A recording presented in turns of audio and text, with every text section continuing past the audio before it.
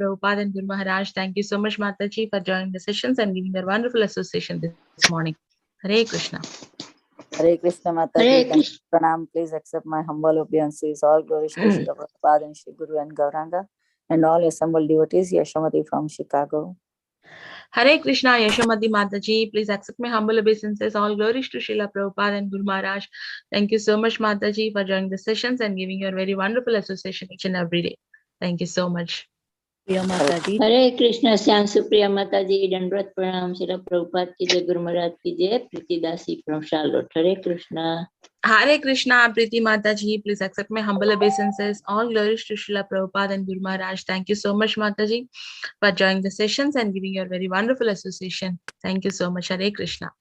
Hare Krishna. Hare Krishna. Pranam to you and all Vaishnavas. Srila Prabhupada, Srila Gurudev ki jai. Hare Krishna, Vrinda Gopika Mataji. Please accept my humble obeisances. All glories to Srila Prabhupada and Guru Maharaj. Thank you so much, Mataji, for joining the sessions and giving your very valuable association, Mataji. Hare Krishna. And Janvi Dandrat Beta. Hare Krishna. Anybody would like to introduce themselves? Hare Krishna Mataji. Please accept my humble obeisances. This is Rohini Kumar Balaram Das from Lubbock, Texas. Hare Krishna, Rohini Kumar Balaram Prabhu. Please accept my humble obeisances. All glories to Srila Prabhupada and Guru Maharaj. Thank you so much, Prabhu, for joining the sessions and giving your very valuable association this morning. Hare Krishna. Hare Krishna. Shall I start, Mother? Hare Krishna. I welcome all the devotees to our Bhakti Sangha Japa conference call of our Srila Prabhupada Lilamrta sessions. And as part of Lilamrta sessions, we have Rohini Kumar Balaram Prabhu to give the summary. Before hand over the call to Prabhu, I would like to read the Srila Prabhupada's quote of the day. 22nd July, rich man's son, he hasn't got to do anything, so his brains is devil's workshop. London, July 22, 1973. Hare Krishna, Balaram Prabhuji. Please accept my humble obeisances. All glories to Srila Prabhupada and Guru Maharaj. Please take over the call. Hare Krishna. Yeah. Thank you, Syam Supriya Mataji, for the wonderful quote for today of Srila Prabhupada and welcoming all of us. Before I hand over the call to Prabhu, I would give a brief introduction about Rohini Kumar Balaram Prabhu. So Rohini Kumar Balaram Prabhu, I know him from past 10 years. Such a sweet person, always used to encourage everyone around him to be Krishna consciousness. He used to personally come all the way, drive for 40-50 minutes to my house and do Bhakti Vriksha for all of us who are struggling in this material world with no association of devotees. Prabhu was very humble. He used to come and do Bhakti Vrikshas, and also he used to get his own deities. And he always have this kind of mentality where he does not have go preach everywhere, but then he has, by his own practice, he tells how to be in Krishna conscious. Like I saw Prabhuji when he was in early days of his Krishna consciousness, he was a student and he was not able to get a proper time to chant. Then whenever he used to drive for 40 minutes, he used to say, okay, 7 minutes, one round, Mataji, why not? Anybody can do it. Yes, we can do it. So that's easy methods. Prabhu has a very easy techniques to make Krishna consciousness even more easy for everyone around us. Thank you, Prabhuji, for for making your life to be an example for all of us to practice it so easily. And Rohini Kumar Balaram Prabhu is a husband of Anjana Gopika Mataji, and he came into Krishna consciousness in 2009, took initiation in 2014 from His Holiness Jaipatak Swami Guru Maharaj. He's currently doing translations and reviewing Guru Maharaj message in Nepal. I think it's in the app in app. We have Jaipatak Swami app. I think in the app, Prabhu is translating in Nepal language, whatever the messages that we get from Guru Maharaj. So also he gives some classes in Nepal group. And he encourages everyone around him, but especially Anjana Gopika Mataji, Asara, Jahnavi, Krishna Keshav is now in Krishna consciousness is because full support from Prabhuji. Thank you so much for your full support, Prabhu. And Prabhu works in oil company as a geologist. Thank you so much, Prabhu, for your sweet association. Now I hand over the call to you. I'm very fortunate to introduce you. Thank you so much, Vinita Mataji, for this introduction. Namo Vishnu Padaya, Krishna Vestai Bhutale, Srimate Bhaktivedanta Swami Namine, Namaste Saraswati Devi, Gauravani Prasarini, Namaste Sunnevadi Pasya Satarini. So today I'm repeating words, whatever they are in Lilamrta, Prabhupada Lilamrta. So today we are discussing about chapter 36. The title is in every town and village. So in this chapter, basically, just I want to brief give summary of this chapter, and we're gonna elaborate. So basically, Prabhupada in this chapter, we know that Prabhupada went to Africa to propagate Krishna consciousness.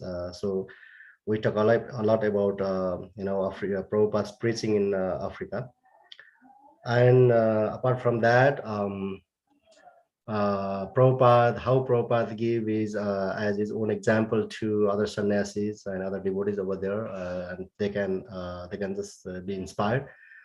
And many people in Africa, they can follow Prabhupada's own example over there. Let's start in the beginning of the chapter. We start from London. So Prabhupada was in London and he got sick there for a few days. When he got sick, he he was so much desire. He had so much desire to fulfill Lord Chaitanya's mission to propagate Krishna consciousness around the world. So of course, he's not like us. When we get sick, we feel okay. We have some rest time, and just sleep, and sometimes we think okay, even though we are sick, okay, we don't need to do any work. For example,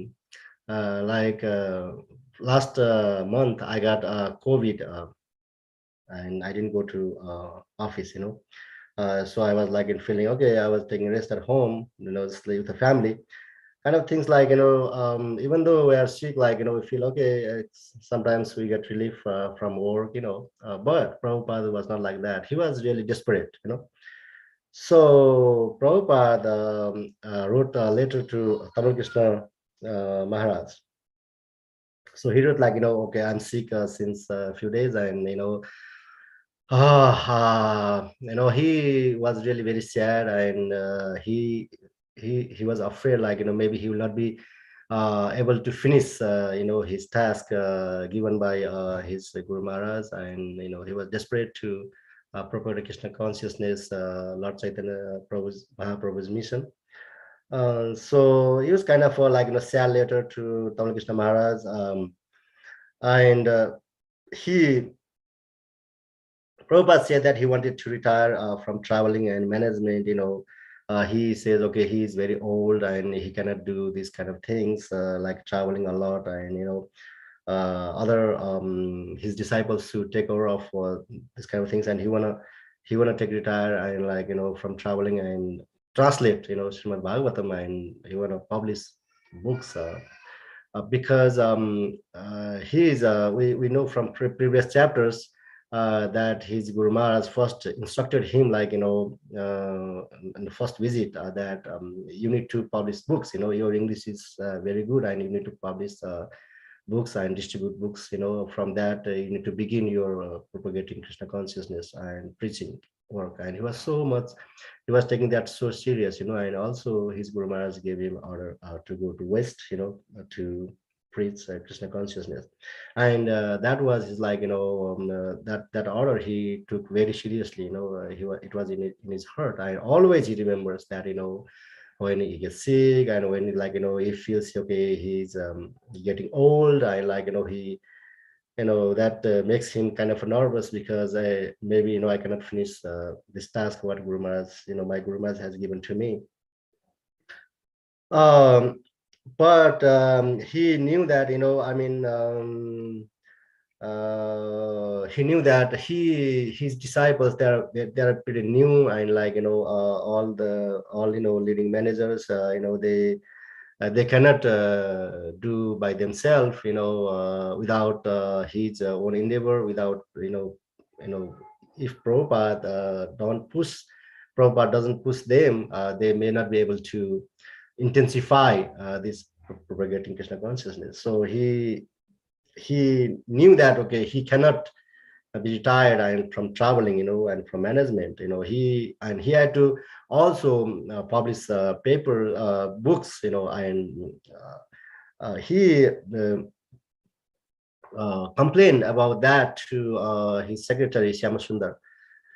Prabhu, that you are not publishing enough books, you are not doing your job, and there is the book trust, but they are doing nothing, what are you doing here, you are being lazy, and you want me to translate Srimad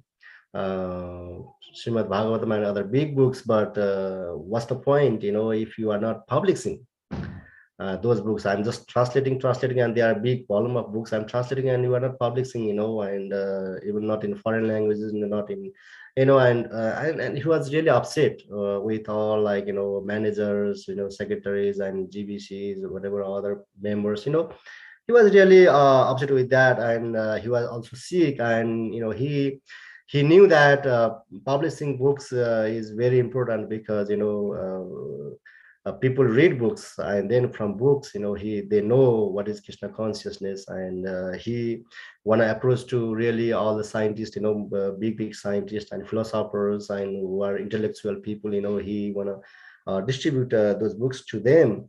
So if we don't have enough books, so how can we publish propagate this Krishna consciousness, how people know about Krishna, because he knew that he cannot go everywhere in every place, just giving lecture, but books can be distributed in every corner of a city and village, he know that. He knew that, so that's why he really was upset, and he was criticizing every members, GBC members, and he was chastising Shyamasundar Prabhu also. He wanna publish a lot of books. At that point, he had only Srimad Bhagavatam, and even it was not published. It has to be edited. It has to be before publishing, it has to go a lot of processes before publishing, so before printing.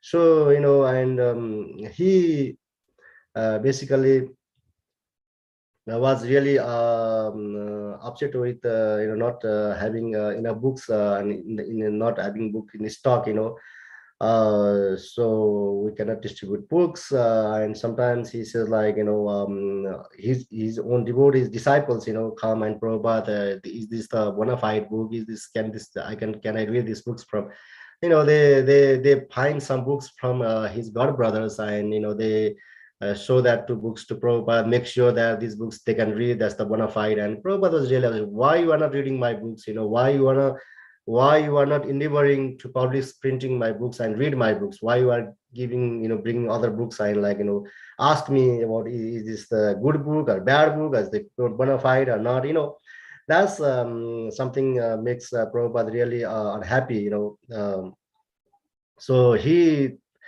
really chastise everybody, you are lazy, you are you are just sleeping and doing nothing. So, and Prabhupada really complaining about this kind of things. The slow process of printing is the most condemned position. He says to his disciples, why should I go on translating when you cannot print? You say retire and translate, but why should I translate? No one will ever see it.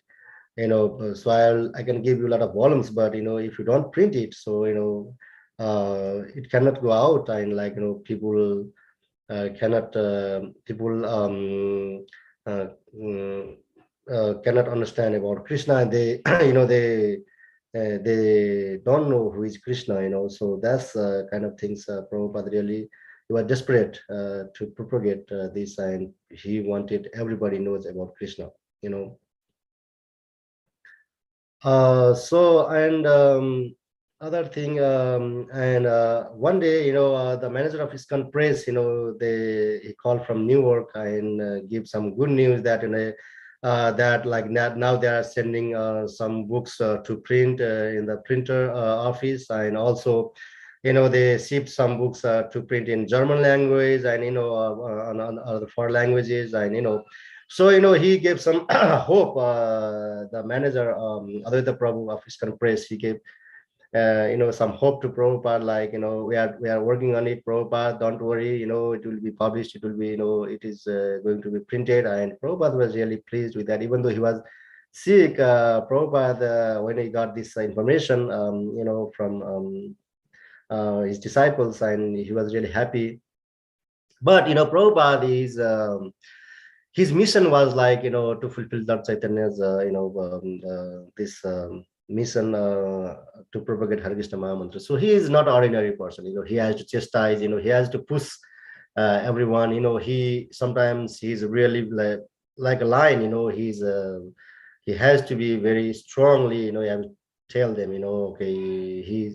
Sometimes he's very humble. Very kind to his disciples, but sometimes like he should be very very strong, like to chastise them according to like his disciples what they are doing. Prabhupada still health was still weak, but like he felt pretty happy when he heard that books were being printed, and like he continued with his translation and commentary of Srimad Bhagavatam. So there is one devotee called Rancher, and he says that one night he woke up very late, around 1 o'clock, and he heard some sound coming from like Prabhupada's room, and Prabhupada's light were on. He's close to Prabhupada's room. He was living Prabhupada, close to Prabhupada's room, and he saw Prabhupada's room's light was on, and Prabhupada, some voice coming from inside the room, and he noticed that Prabhupada is still translating Srimad Bhagavatam. Prabhupada all day Prabhupada is busy like organizing stuff, like and organizing how to preach and where to do Sankirtana, where to go, where to open temple, everything, management stuff. He was doing all day. And at the night, he could hardly sleep, only 2 hours, and he's busy, translating Srimad Bhagavatam, and books. And how much Prabhupada, he's very old body,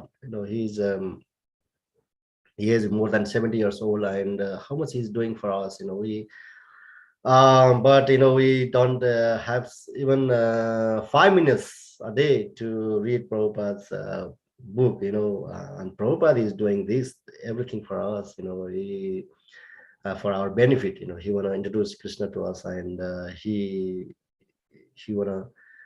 knows like that only Krishna consciousness can save our life, and we can get rid of this material world. So he's so kind. He's doing this everything for us, and not sleeping, and so busy. He's so old body, and 22 hours, 23 hours a day. He was so much busy, just talking, giving lectures, and translating books, and doing management, everything. We should be always very grateful to Srila Prabhupada, and he's not a ordinary person. We'll talk about that in the later of this chapter also. Why Prabhupada is not an ordinary person, which is written in this at the end of this chapter. We'll go there, but let's go further ahead. So Prabhupada, and in London, Prabhupada began to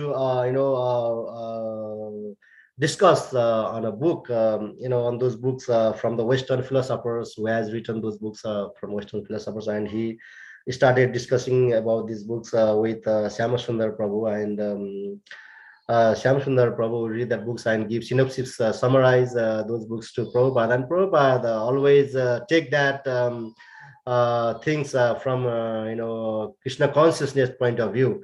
Like, okay, he take that very positively, and like, he always keep Krishna in the center, and like, okay, how he can relate those all books in the point of Krishna consciousness, because those philosophers, what they wrote there in the books like that, he's their opinion, okay, maybe like that, because they're the very old, like Socrates and like, very, very old philosophers, and they are barely like, try to understand about the creation of universe, and they are giving their own thoughts, like, they are imagining like, okay, maybe this is the reason this earth exists, like, maybe there is somebody who is, who created this earth, like, and what is going on, like, they see sun, moon, all stars, they write a lot of things about those, things, because that's the beginning. Those philosophers started contemplating about the universe. And Prabhupada actually read their mind, okay, according to their books, he can read their mind, okay. At least they have some kind of a conception of God, and he always think that way in the Krishna consciousness. So sometimes when we hear Prabhupada lecture, we can hear those kind of things in his lecture. He talks about Socrates and other philosophers also, and he relate that to Krishna consciousness movement, and he also,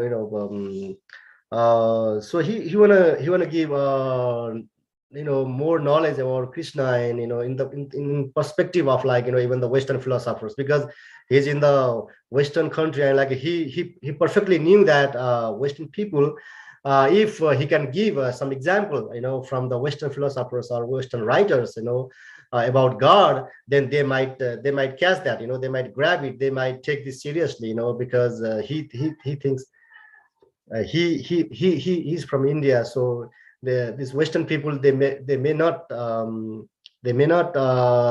take serious this Eastern philosophy, maybe some point. So if he gives some example from the Western philosophers and relate that to Krishna consciousness, and he thinks that that also very helpful to other people to understand Krishna more, and to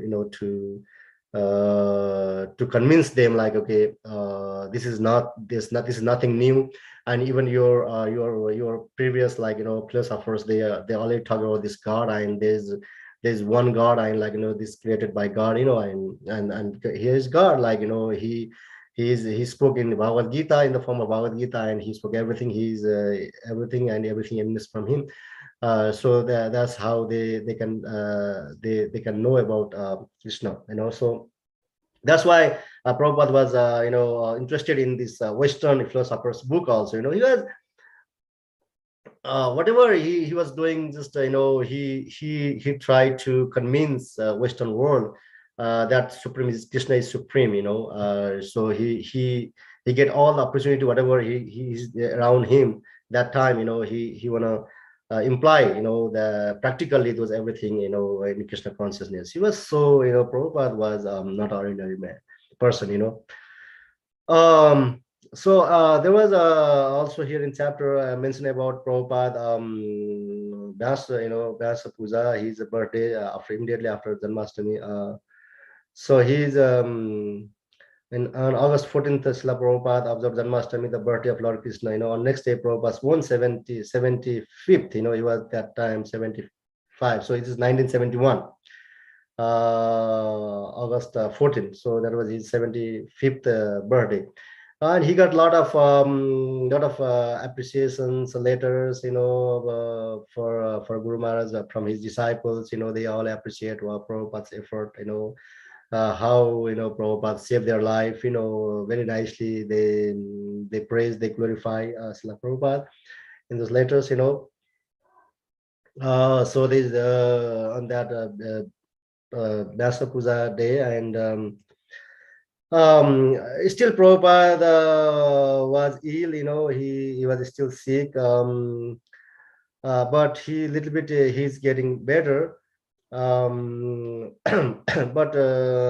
he was a little bit getting better But what happened one night that Prabhupada health was not that severe also, and he was not that improving also, so he was very weak, and he was feeling very dizziness when he was walking, and then what happened one night that according to Shamsundar Prabhu, Shamsundar Prabhu was they were sleeping, Arvinda and Shamsundar Prabhu were sleeping just outside Prabhupada's room. And Prabhupada called Shamsundar Prabhu, and Shamsundar Prabhu says that, okay, he heard that voice of Shamsundar, and he immediately, he immediately got up from bed, and he went straight to Prabhupada's room. What's going on there. He thought it's very urgent, and he opened the door. But when he opened the door, Prabhupada collapsed, in the doorway. He caught Prabhupada, and Prabhupada, he says Prabhupada felt so light, like a little doll. And Prabhupada's face was gray, and he took Prabhupada over the bed and thought, oh my God, what's going on here? He was really worried about Prabhupada. Prabhupada just got collapsed. He was very weak. And he was also shivering, and Prabhupada was shivering, and Syamasundar Prabhu turned the electric heater way up and put it next to his bed, and he covered him with a lot of blankets and waited, and Prabhupada's eyes were closed that time. But finally, and Prabhupada said, Syamasundar, go get some, black paper, and Syamasundar made black pepper paste, and according to how Prabhupada described, he just rub it in Prabhupada's forehead. He wanted Shamsundar to make a paste of black pepper and rub on his forehead. So Shamsundar Prabhu did the same thing like what Prabhupada instructed to him. And then Prabhupada told Shamsundar, go, and sleep, okay, now I'm all right, you go in. Sleep. But he slept there. Shamsundara Prabhu slept there by him on the floor for a while. But Prabhupada told him go back to his own room. I'll be all right. You go back to your room. Prabhupada instructed him. And then at 9 o'clock, 8 or 9 o'clock in the morning, next day, when Shamsundar Prabhu went to see him, Prabhupada, and Prabhupada was completely well, as there was nothing happened last night. There was nothing happened last night. Prabhupada was completely well. It is amazing, like, it's kind of a miracle, like nothing had happened. His spirit was so strong, and although he had encountered devastating blows to his body, he had come right out of it. I could tell it wasn't a physical event. He had made a full recovery from what must have been something close to death. So Shamsundar Prabhu saw that. So Prabhupada, he was caring by somebody else. Prabhupada was cared by somebody else. Of course, it's Lord Krishna.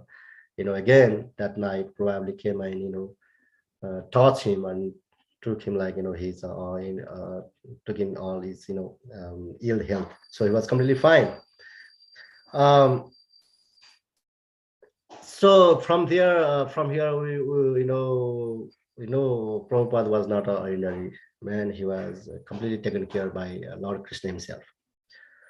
He was already 75 years old, and that time, and how, like, one person who got collapsed in the night and shivering, and very weak and light body like a doll, and closing eyes, but next morning completely fine, completely well. So that's kind of Prabhupada pastime. We never know. Prabhupada sent Shamsundar Prabhu out from the room, and then after that, what happened there, nobody knows. And next morning he was completely well. So we should understand from here that Prabhupada is not a ordinary man. Lord Krishna completely personally take care of you. So then okay, after that, after that incident, one day Prabhupada was in meeting with Indian man. His name was Pandya, Mr. R.B. Pandya. He was from Mombasa, East Africa. And Prabhupada, told him about his illness, last night, and like in the last few days. And Mr. Pandya, said that he owned a house on the ocean at Mombasa, East Africa, where it was always sunny and warm with pleasant sea breezes. A perfect place for Prabhupada to recover his health. So Mr. Pandya suggested Prabhupada, I have a very nice home in Mombasa, East Africa. So why don't you go over there? And then you take rest over there, and it's right after the ocean, and there is very sunny, always sunny and always warm, and that's very pleasant for old body like yours, and it's easy for you to recover from your poor health,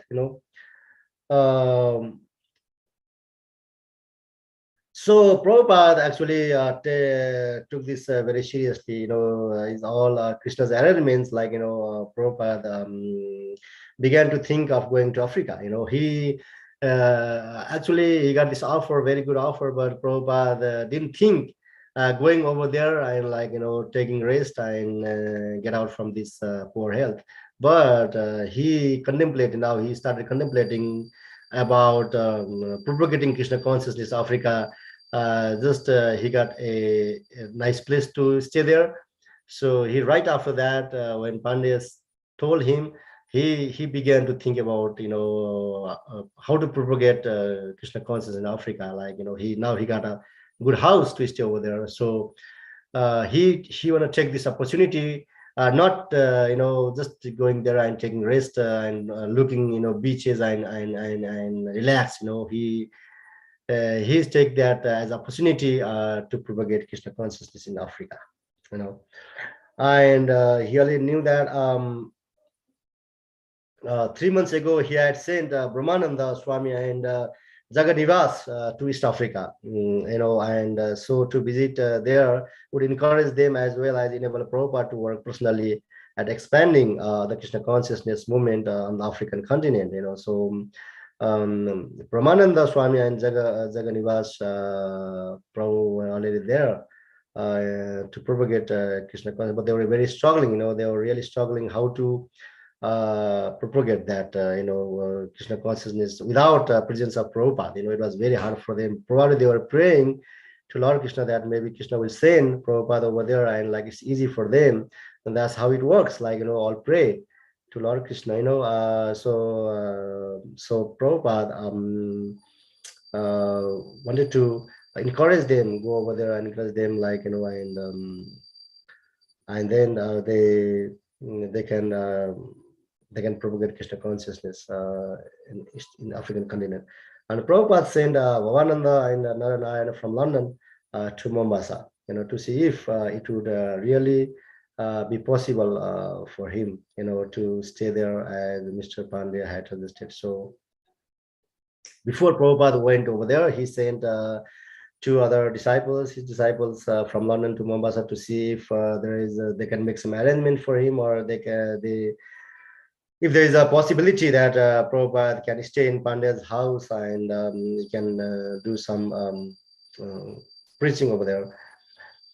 So when Bhavananda and Narayana arrived, Brahmananda Swami, who had been struggling in East Africa with only one assistant, delighted to see them and to hear that Prabhupada was coming soon. So he was very happy. Okay, Prabhupada is coming.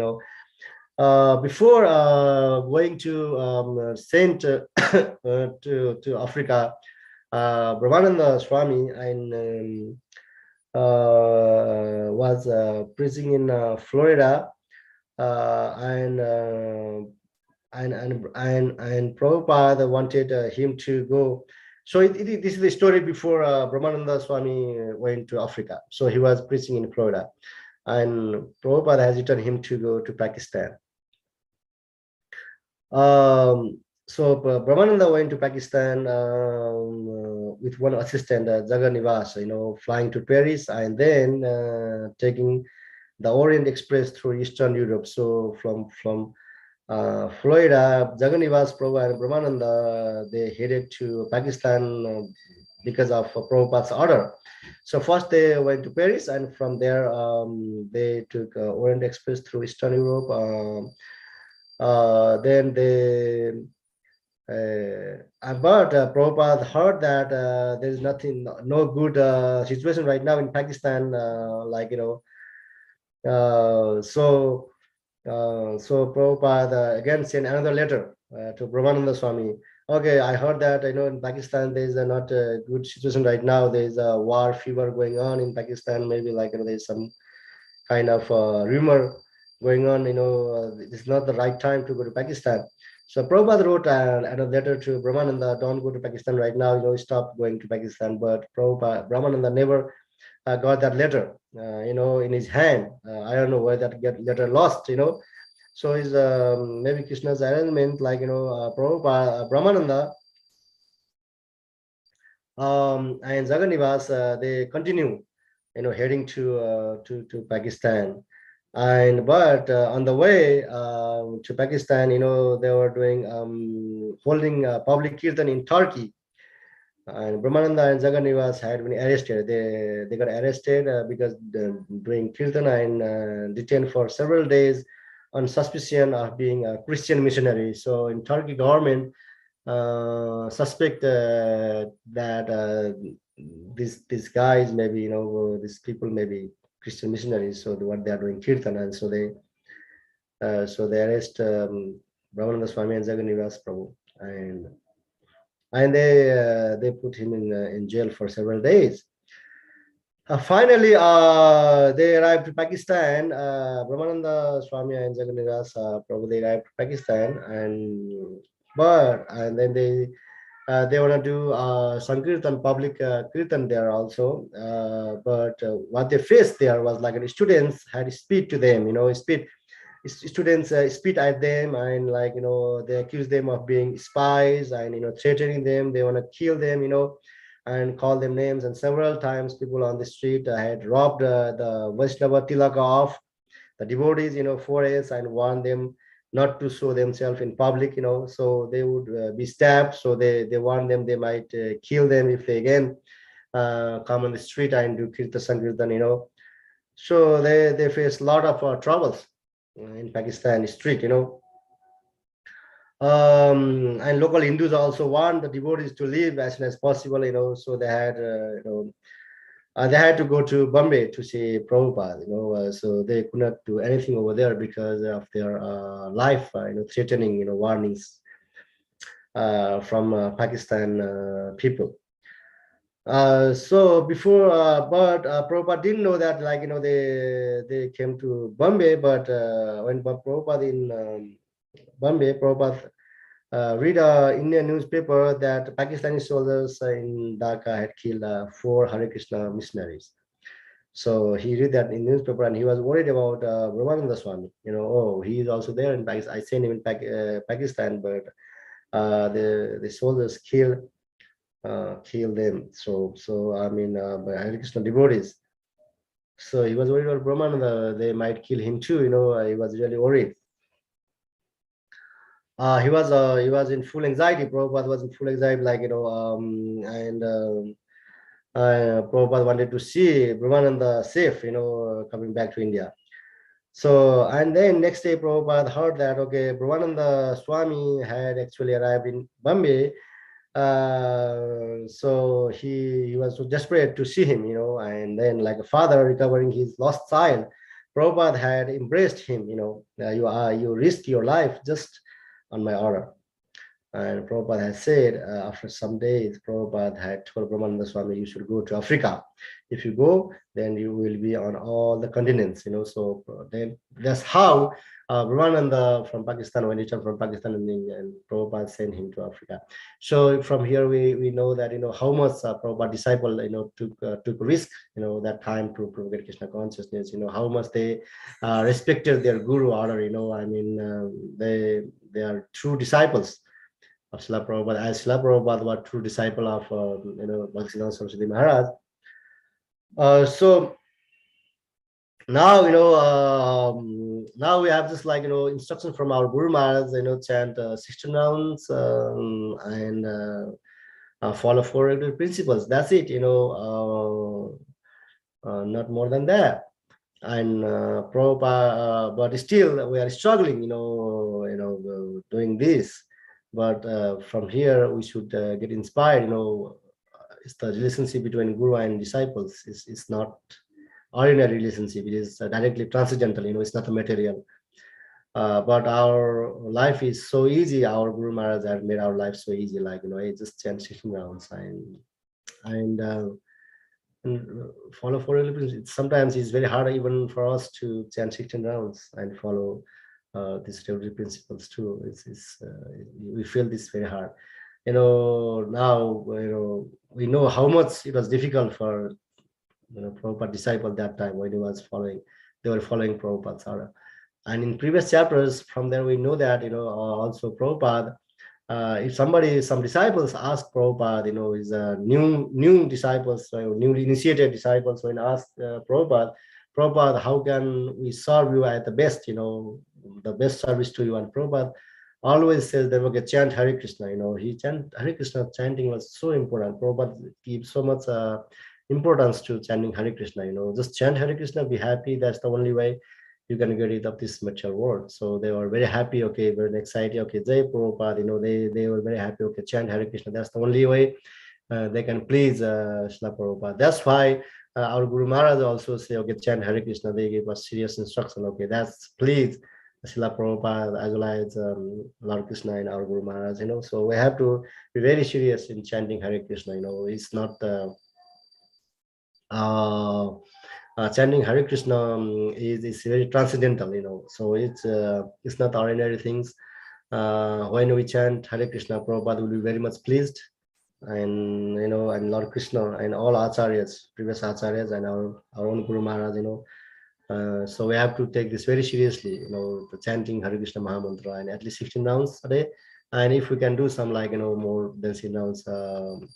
In one quote, Prabhupada Swami Maharaj, I heard Prabhupada says that, okay, it's auspicious if you chant one more round or some extra rounds for your Guru. This is more auspicious. So it's better if we chant more extra rounds just in the service of our Guru, because right now, what's our service to our Guru? Chanting Hare Krishna Mahamantra is the best service to our Guru, because now we cannot directly to serve, we are not that fortunate enough to direct serve our Guru Maharaj, but chanting Hare Krishna Mahamantra and some extra rounds for our Guru Maharaj, we can serve him, and that's the best service to him, and he will be very happy. And that's the instruction from our Guru Maharaj, that, okay, do some extra rounds. That's very auspicious, and that you do for your Guru Maharaj, So that's we have to take very seriously. And Prabhupada will be always happy when we chant Hare Krishna. So that's how Brahmananda went to Africa, and now he's very eager to receive Srila Prabhupada. He was very happy to see Srila Prabhupada. Srila Prabhupada is coming to this continent. He was very struggling, because he had very bad experience from Pakistan, and Turkey. When he was doing a public Sankirtan in Turkey, he got arrested, and in Pakistan, he got threatened from Pakistan people. So he was really scared how to propagate, even though Prabhupada sent him to Africa, but he was nervous, how can I propagate Krishna consciousness without doing any public Sankirtan there? He thought again he's gonna face the same problem, same trouble as in Pakistan and Turkey when he started doing this public, street Sankirtan. So how to approach African people, how to approach people over there, he was really struggling. He was approaching to some Indian people over there because it was easy for him. But he was trying to approach to African people also, but he was not very successful. on that mission, because he had very bad experience from Pakistan and Turkey, so he cannot go out and do public sankirtan also to attract the crowd, African people crowd in there. So he was really struggling, you know. So when Prabhupada went to Africa, and he first landed in airport, and there a journalist named Kulbhushan, you know, he was a close friend of Brahmananda Swami's close friend, and he approached Prabhupada with some questions. That's the first time Prabhupada landed in African continent. So Kulbhushan was very excited to ask some questions to Srila Prabhupada, you know. And Prabhupada, he asked to Prabhupada what he had come to teach, and Prabhupada answered, you know, modern civilized man had forgotten his relationship with Krishna and our God, and therefore suffering. Whether you are Hindu, Muslim, or Buddhist, that doesn't matter. Unless you reestablish your relationship with God, you cannot be happy, you know. So that's why he came. His mission was like, you know, to reestablish the relationship of God, you know, with God, the African people. And people are very unhappy over here, but I want to make them happy. You know, Prabhupada was very strict and he was very bold, you know. He told the same thing to when he came first to America, to journalists in America also, you know. And they asked, like, you know, have you come for Hindus only, you know? And he says, no, you know, for everyone, you know, I am here for everyone. Journalists also asked him, okay, East Africa, especially Kenya, is one of those countries which enjoy a great amount of racial harmony in brotherhood of man. So he actually says that Prabhupada here is already, we have a very good loving, you know, relationship with among the people. You know, there's a very less racism here. So probably we maybe not need a special message for this country, because we are already in the harmony. He asked that way. So he asked, what is your special message you can bring to Kenya? So what are you going to do? We are already in peace, you know, we're in love and peace, you know. And Prabhupada gives straight answer to him, that brotherhood of man can be complete when they are in God conscious. So, you know, otherwise it will again break. So at some one point, you know, it's gonna break. So that's there's no point. Like now you can see probably they have some loving relationship, but at one point again, it's gonna disperse. Like, you know, it's gonna be very hatred there, you know. So that's very true, because we can see from modern society, also from history, past history also, you know, there are sometimes, like, you know, the countries come closer, like, you know, and then sometimes they have very war, you know, between them, you know.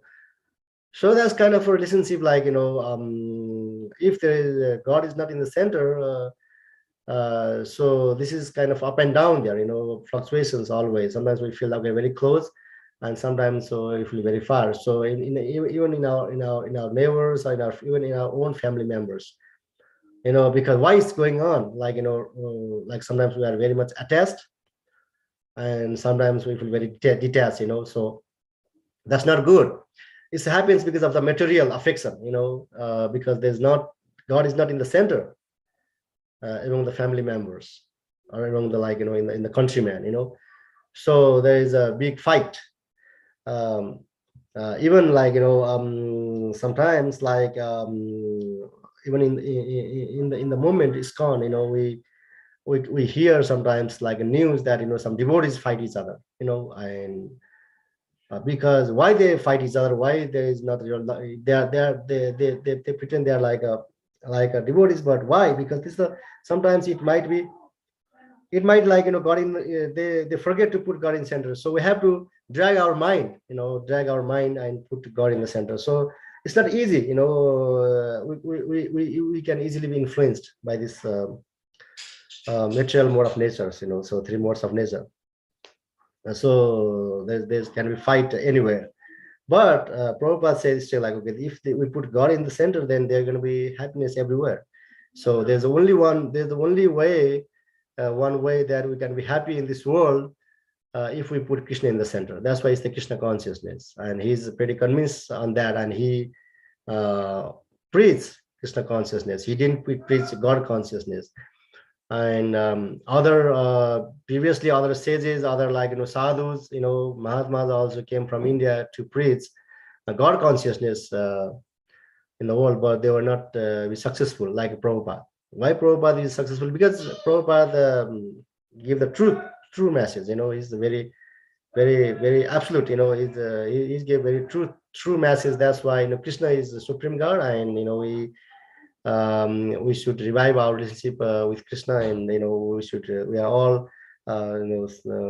Krishna's servants. So that's he gave straight message to everyone. That's why everybody likes his preaching, and he gave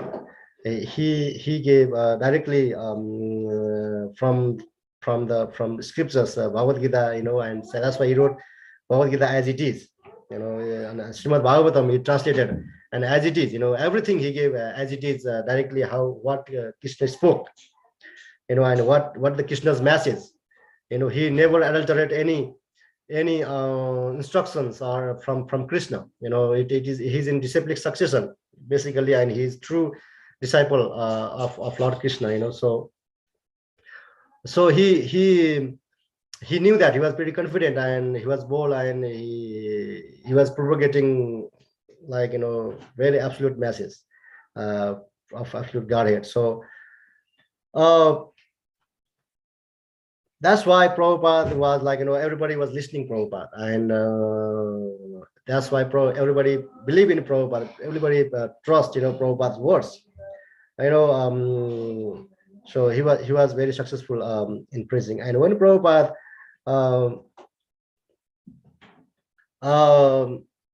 started like preaching in and that Mombasa was pretty small city, so he was thinking going to capital, big city, like Nairobi. Nairobi was like capital of Kenya, I think, and he wanted to preach over there. He wanted to open center over there in Nairobi. In Mombasa there was a small temple, Hindu temple there, and he suggested Brahmananda Swami that why don't you how to do like how to do kirtan, how to preach in the foreign land. He was instructing them. So he instructed Brahmananda Swami, okay, when you do kirtan, just keep door open in the temple. When you keep door open in the temple, then people can hear the kirtan, Hare Krishna Mahamantra, who were walking besides the temple. They can hear that voice, Mahamantra, so they might come in the temple. So exactly Prabhupada did the same thing, like he kept open the door, and they started doing kirtan in the temple. So as Prabhupada says that, okay, people started going in the temple, what's going on here, what they are singing, they like that song, okay, that's very nice song, and then African people started going in the temple, in the Mombasa city, this small city. And then Brahmananda Swami went back to Prabhupada, people are coming, Prabhupada, people are coming, African people, young men, women and men are coming. He was so excited to give that news to Prabhupada, and Prabhupada, okay, you don't need to come, you stay here, we'll take care of everything, don't worry. And Prabhupada says, no, I must go over there, I must go over there. And Prabhupada went over there, like, and when Prabhupada went over there, already many people already in the temple, there are a big crowd already there, Prabhupada, and then he preached over there, and he instructed people, he introduced Krishna consciousness to African people over there, and they were very nice people there, and they actually Krishna consciousness in Africa started expanding this way. And Prabhupada actually wanted to open the temple in Nairobi. He wasn't happy with only in the small city, small temple, so he wanted to open big center in Nairobi so that more people can come over there. So Prabhupada knew how to speak, how to lecture the people, and how to convince them Krishna consciousness is the only way to be happy. And this is not in sectarian, or this is not for one section, people from one section. This is entire it's a universal thing. So and African people got very much impressed with Prabhupada, and they like it what Prabhupada says. And Prabhupada also demonstrated their how to live as a Krishna consciousness life. He himself every day he showed people this is the way we live as a Krishna conscious life. He was very simple and very humble, and he practically people got impressed from his lifestyle, and he knew that there's not we don't need to show big things to people to impress, just so Prabhupada and then after that Prabhupada also organized after that a small event in the temple. Everybody excited. Okay, now they started preaching in African continent, and African people they really like it, and then Prabhupada organized a outside public Sankirtan also. He like he did in New York when he came to America, in the tree, under the tree. He did a Sankirtan the same way. He organized that public Sankirtan, and Prabhupada, that's the first outdoor Kirtan, performance in Nairobi, and they went to Kamakunji Park, that's the largest tree, that's the historical landmark, connected with Kenyan independence. And as they stood and chanting beneath the tree, large crowd gathered, and many began to chant in the first hand. Prabhupada organized those everything, and Brahmananda Swami and other devotees went over there and started doing kirtan, and large crowd were standing over there. Some even dance in sort of a tribal shuffle, those tribe people. And then devotees distributed sweet bundi, and people in the crowd really enjoyed themselves, and it was very great success, And the same way, Brahmananda Swami again, reported that to Prabhupada. It was a wonderful kirtan Prabhupada in the park, and in New York, in the beginning, in 1966, the same way Brahmananda, he had reported to Prabhupada the success of the first kirtan at Washington Square Park in New York City. Now the same Brahmananda Swami followed the Prabhupada's instruction, and results had been successful. So Prabhupada was not an ordinary person. When Brahmananda was there alone, he was struggling a lot. But as soon as Prabhupada, landed, in the African continent, and immediately, it spread like a flame, fire in the dry leaves, dry forest. How the fire, expands so fast. Same thing happened in African continent immediately. And Prabhupada did not stay there for many days. He stayed there for 5 weeks in African continent, but it was already huge success. And Prabhupada just for 5 weeks, but Brahmananda was there since past 3 months, But so from here, we should understand Prabhupada was not the ordinary soul. He was empowered.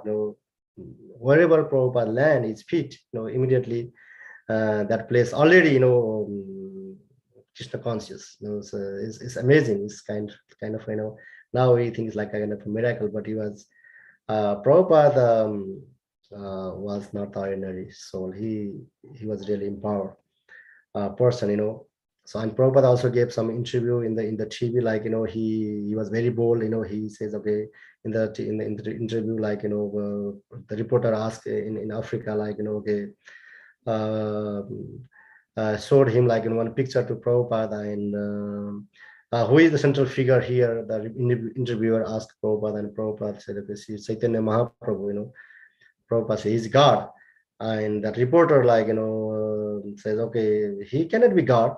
He's a human being. How can the human being be God? He is not convinced with Prabhupada's answer, and Prabhupada says, Prabhupada says he be more aggressive to interviewer. Why do you say he cannot be? Why do you say that God cannot come as a human being? So reporter stopped asking this kind of question again. So Prabhupada was so bold, like he can come, like God is God. He can come in any form. And Prabhupada also gave many lectures in Nairobi, and when he was there, he stressed that peace was possible only on the spiritual platform, Krishna consciousness, along with unite the present fraction, whatever fraction you have, in the country, political fraction or social, anything, whatever, fighting, between each other going on, that only one solution is the Krishna consciousness, that only can bind, people together and unite, the whole world, and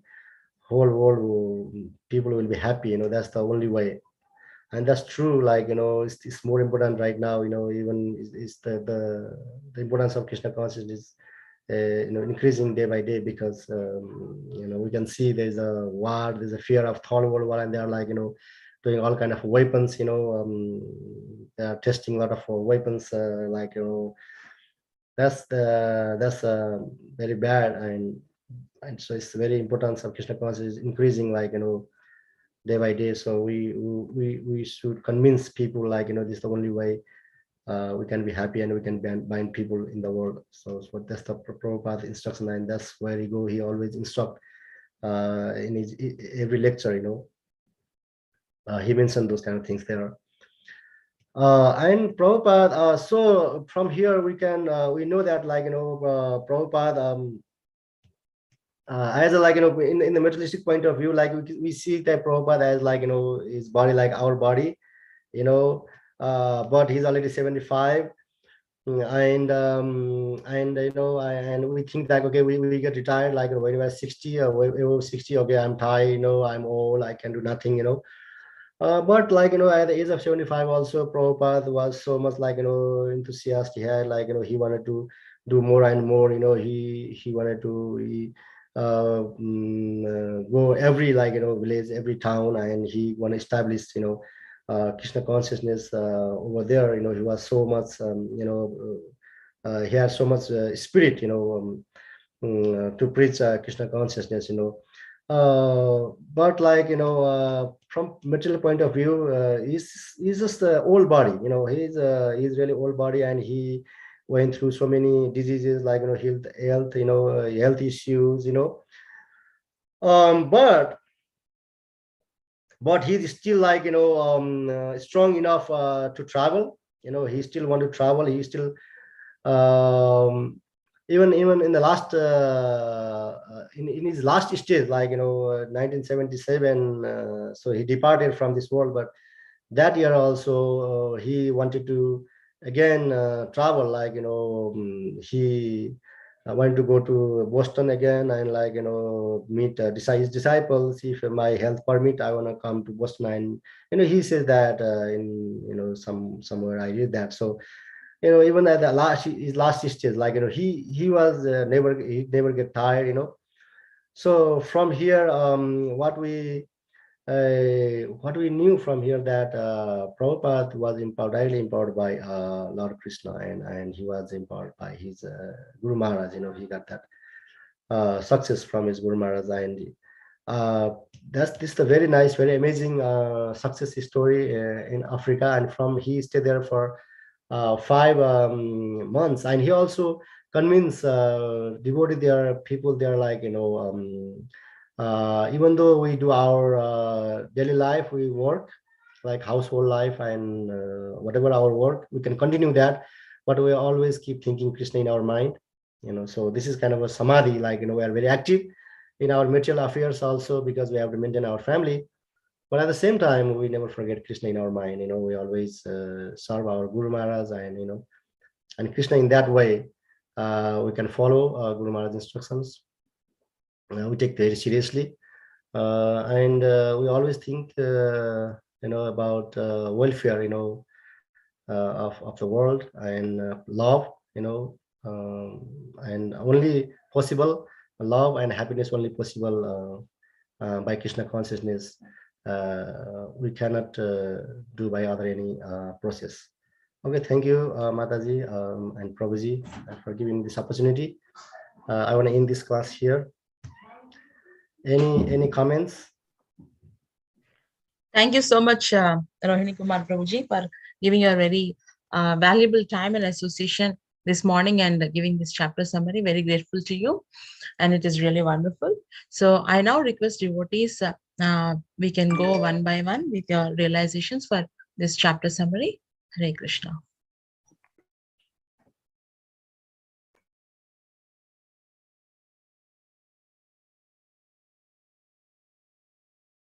Hare Krishna Prabhu, thank you so much for such a beautiful class. Sorry, I couldn't, I could hear in parts, but whatever I heard, it was very, very interesting to know how Srila Prabhupada behaved and responded to many situations.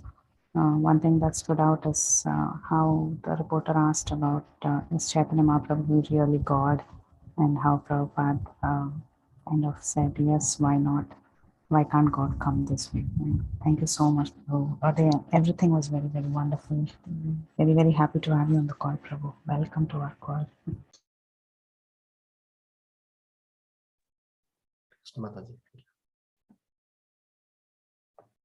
Hare Krishna Prabhuji, Dhanvat Pranam, all glories to Srila Prabhupada. Thank you so much, Prabhuji, for a detailed summary. I really like all the points, but then you are talking how Srila Prabhupada not wasting even a single minute, even though he was very old and sick, he was still trying to translate, and he wanted his book to be published, and so that it is going to reach to everyone, because the disciples are trying to get the other books and read other books, but then Srila Prabhupada was upset on that. Why don't we do our own book reading, and if I'm writing, then what is the use if you're not publishing the book? It's very, very nice, Prabhu. Many other points you have shared so beautifully, Prabhu. Thank you so much for covering very nicely whole chapter. Thank you. Prabhuji, this is Balaram. I really liked Balaram. I really liked your class, and I could imagine what you were saying, and it was very nice. Hare Krishna. Hare Krishna, Balaram. Thank you.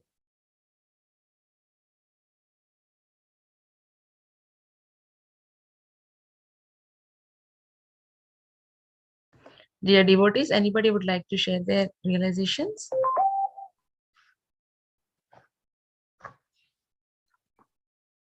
Or else we can. One comment and one question is there here. Who is that? Amazing Janavi. Okay, Janavi, speak.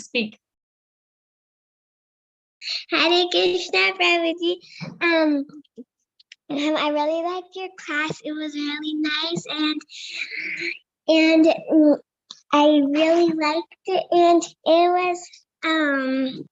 was one of my favorite classes. Thank you.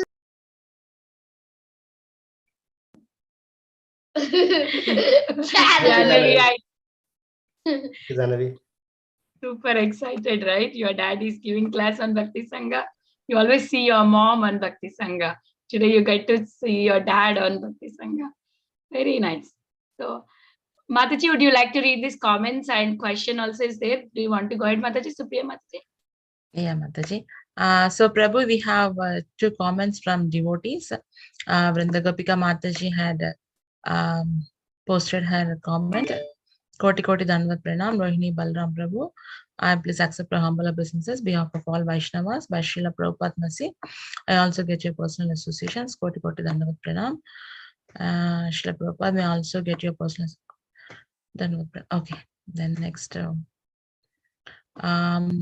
I think this is Hare Krishna Prabhuji, Dhanvat Pranam. Very, very beautiful class. All glories to Srila Prabhupada. Thank you so much. And Ayan Saha has written one question, Prabhu. Hare Krishna Prabhuji, Dhanvat Pranam. I have a question that I can read Chaitanya Charitamrita because Srila Prabhupada writes in the introduction of Chaitanya Charitamrita that ideally we should first read Bhagavad Gita and Srimad Bhagavatam. So, can you please answer this, Prabhu? Yes, I also, whatever Prabhupada says, we have to follow his instruction, and he said that because there is some reason behind that, he didn't say, just out of somewhere. So he definitely, we first of all we have to go from Bhagavad Gita, and then Srimad Bhagavatam, and and when we understand about Lord Krishna, enough, and then we can go to Chaitanya Charitamrita. So this is the same thing like what Prabhupada says. I say the same thing, Mataji. So you first start with Bhagavad Gita, and then first of all we should have a convince that Lord Krishna is the supreme personality of Godhead, and we should understand from Bhagavad Gita, and we should have that full faith in Lord Krishna. And so that's why we have to first read Bhagavad Gita and then Srimad Bhagavatam. And then from that, we can read Chaitanya Charitamrita. Hare Krishna.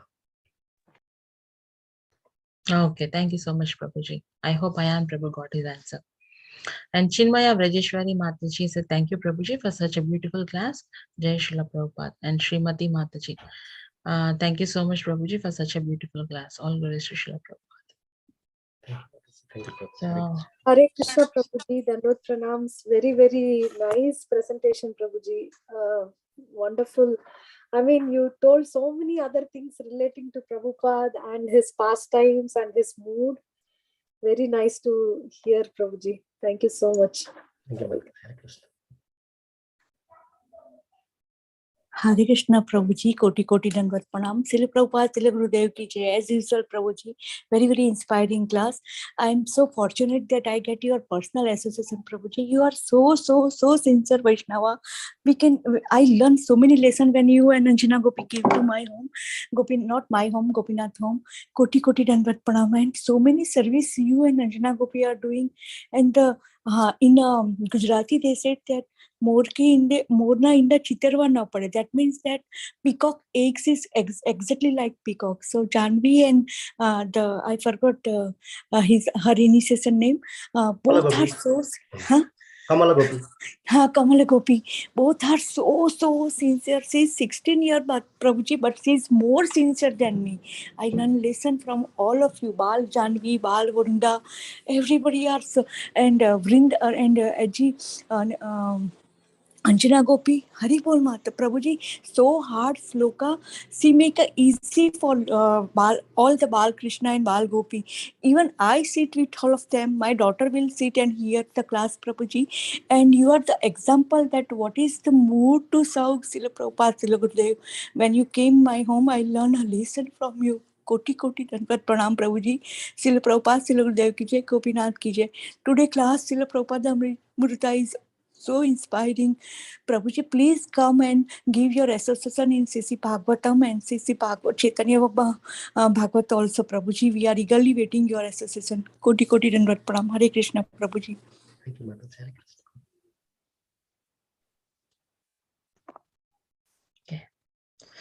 Okay, thank you so much once again, Prabhuji, for coming on the call and giving your very valuable association this morning. So, with your permission and devotees' permission, I would like to end this class today. Vancha kalpatarubhyascha kripa sindhubhya vacha patitanam pavanebhyo vaishnavebhyo namo namah. Ananta Koti Vaishnav Vrindi ki jai, Das Thakur ki jai, Srila Prabhupada ki jai, Prabhupada Lilamrta ki jai, His Grace Rohini Kumar Balaram Prabhuji ki jai. Thank you, Prabhuji. Very nice class. Very nice class, Prabhuji. Thank you all, Mataji. Wonderful. Thank you so much, Prabhuji. Dandavat Pranam. Thank you all. Mataji. Everyone for joining today's class. We'll meet on Thank Monday. you. Hare Krishna. Hare Krishna. Hare Krishna. Hare Krishna, Balavinda. Thank you, Prabhuji. Koti Koti Dandat Pranam. Hare Hare Krishna. Krishna.